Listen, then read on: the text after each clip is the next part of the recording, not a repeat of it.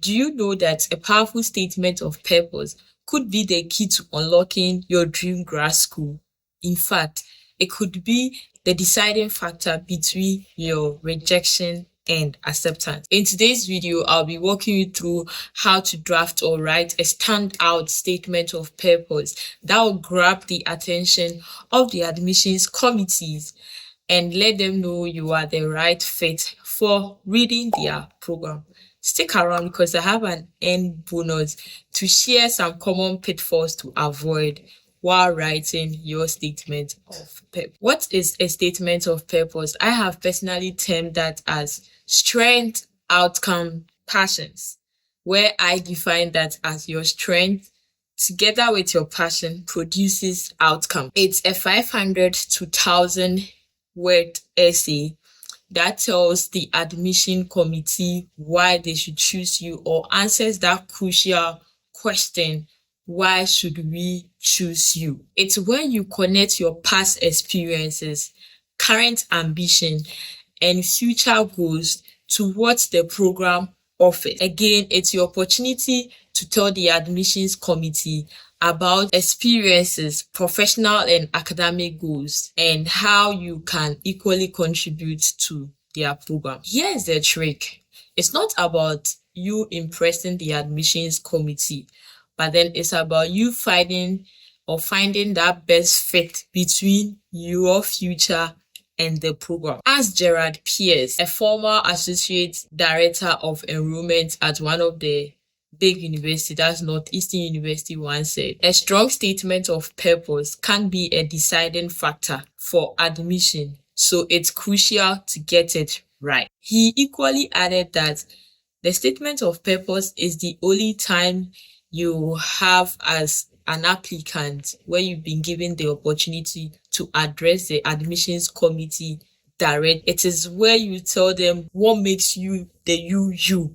Like, they want to see the you beyond your GP. They want to see the sincere, the intentional you beyond your GP. He also mentioned that each student arrives at this journey of study abroad with their unique story, considering their volunteer experiences, their undergraduate degree, and professional goals. So we all have different unique story, and they are interested about hearing what each person has to bring or contribute to reading that particular program at your various school. Now let's start brainstorming. So when writing your SOP, get excited, like you are describing yourself or selling yourself out there to the admissions committee. Get excited, brainstorm. In your brainstorming, these are the questions I want you to consider to make your SOP shine. 1, why do I want this degree? Let me help you get the clear meaning of this question, and I'll use the medical student for example in this context. You know, when you ask a med student, why are you in the med school, why are you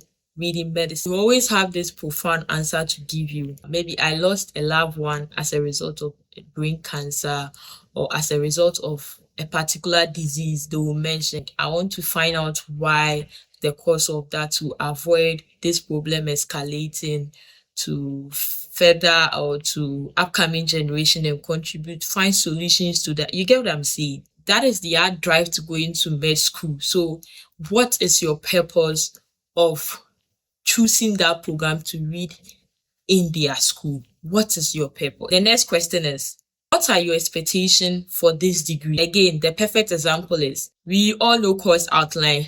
When we register for a course and then we go to class, the first thing the lecturer will pull out for that first day of class is course outline. You see, at the end of this lecture, at the end of this course, you should be able to do this, that. That is what the course outline with the lecturer is expecting, that at the end of the lesson, you should have that knowledge or skill. So at the end of your program, what are your expectations as you are coming? What do you expect to gain, to receive, to add to your knowledge? The third question, what courses or program futures excite you the most? Is it their curriculum, an aspect of their curriculum, an experiential learning you want to gain, or perhaps the chance to work with a faculty member who is an expert in your field of study, an internship or a research methodology you have identified that particular school using and you want to explore more with your research interest. What is that particular thing that excites you most about their school or program? And you writing and brainstorming while trying to answer all these questions. One thing I'll personally recommend is that go to the school page, browse the school page, check the curriculum. Each school has their unique curriculum that they offer, and that's why we get interested that, oh, I want to go to this school. They are doing this. That's awesome. Hey, their curriculum. Every school has their unique curriculum. So for each SOP, go to the school's website and make sure that you include this in it and avoid repeating one SOP for other schools. The next question you should address while brainstorming is, where do I want this degree to take me? Personally or professionally, where do you want this degree to take you? Is it serving as a stepping stone to a certification, or is it for you to land yourself with a particular job in the industry, or are you using that to go to academia? So your post-graduation goals or aspirations, where do you see this degree taking you after you've graduated, after you have gained all the knowledge and the skills you needed? Where is this degree taking you? Where do you expect this degree to land you? Your next step or your post-graduation aspiration or goals. The next question you should address is, how will my unique professional and personal experiences add value to this program? And here, I recommend you using vivid examples. Highlight relevant experience. You did an internship, maybe you were a teaching assistant and research. What skills or experiences did you gain from there that can help you, meet the challenges of the grad school program or help you thrive? Bring them in, like use relevant, give vivid example. The next question is, how does your career goals connect with the program? And does the program actually meet that?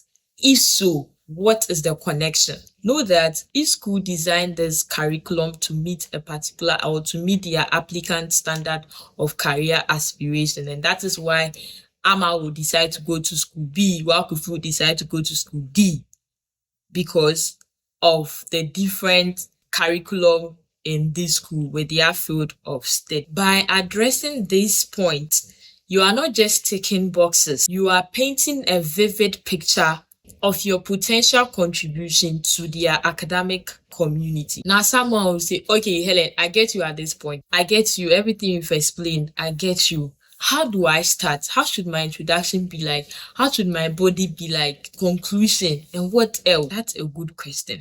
I guess, and I believe you are still with me. That's a very good question. So we have brainstorm. We want to address this key point. Your introduction, very important. Very, very important. With your introduction, start with attention grabbing hook. It can be a quote that is related to the program you are going to read, or that is somehow connected to your next storyline, or it can be an antidote or something just to grab the attention of the committee or the reader. Briefly introduce yourself, who you are, and what is motivating you to this program. What has been your academic motivation throughout your journey? What has been that thing that motivates you, that anytime you look at that program or you hear of masters in that program, you're like, I need to read this. I can't give up. In as much as this limitation or challenges are hitting me, I need to press on. Do you get what I'm saying? What has been that drive or motivation all this while? Like I said, we all have unique stories. We all have a unique story. Start with attention grabbing hook. It can be an antidote or a quote that is related to your next storyline or your program. Briefly introduce yourself and tell the committee why or what is motivating, what has been the driving force behind your academic journey till now towards that grad program. I've always been saying we all have unique story. Everyone has their own story to why they do certain things, to why they are pursuing a particular program. Just like the example I stated, what is yours? They want to hear it. And remember that your intro should set the stage up for reading the remaining part of the statement of purpose. Because if you start with a boring introduction, that will not be good. So you want to ginger them like something very motivating to why you want to read the program. If it is a problem that you have identified and you feel like the purpose of taking this program is to solve that problem, say it in brief, list it or mention it there. Or it can even be a challenging situation that made you discover that passion or interest in the program. Be a challenging situation that actually happened to you, and after this you came out so resiliently and you decided that you want to shift to your passion, or you want to channel that interest from that challenge that you experienced to this field of study. That would be an excellent way to look at it. For now, the body, what should go into the body? So with the body, we are looking at your personality, the program, post-graduation aspiration. Now, the body is where, and all these things is about storytelling. Okay, storytelling and linking one thing to the other, like you are building on it like that. You are building on it to the end. You want to detail relevant experiences or skills that are more important to the program you are going to read and how that is going to help you. Or if you already have them, what do you expect to add on, or how would that contribute to you reading the program? For instance, if you have any internship experience and it's relatable to the program you are reading, mention it there. The experience and the skills you earn, mention it there. Maybe you have a research publication, you have published it, and you are looking forward to expand on that. That research is related to the program you are reading. Connect something around that. Share your professional goals and tell them how the program is going to help you achieve this. So all these things goes into your body. Okay, all these things go into your body, considering the questions that we have earlier looked at. You bringing all of them in and building it up. Like I said, it's storytelling. It's you telling your story. And again, if for instance, someone with a research interest, you have a publication or your program is a research based, you've identified a particular professor that you want to work with, mention it in there, and don't just mention their name, at least a brief or a line or a statement of why you want to work with them. Mention that in your body. And of course, conclusion. Wrap up your SOP with a strong conclusion of why you are the best fit to qualify to reading. If that would be something big, to just summarize all that you have mentioned and add to why you are the best fit for reading their book. Now let me know, share with me, what's that one thing that excites you about the program that you are going to read? Like, what's that one thing that lights up the fire and you are like, this is cool? What's that one thing? I want to hear it in the comment section. Share it with me. I'm really interested to hear that. Now let's kindly pay attention to this.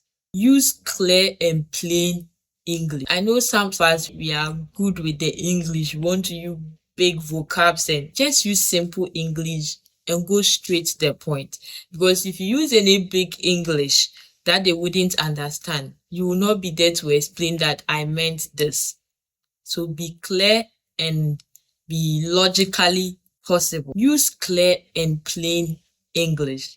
Avoid using big grammar. Yeah, I know some of you are very good at, I know you are very good, but just use simple and clear English language that they will be able to understand, because on that day, you will not be there to tell them that I meant this. Write clear and logically as possible. Second thing is, please avoid using ChatGPT. This one, avoid using ChatGPT to write your statement of purpose. This is something that you want to be very intentional, very authentic, very sincere about. Don't focus on childhood dreams. Concentrate on current experiences and your future aspiration or goals, please. Proofread your document. Grammarly free version is there.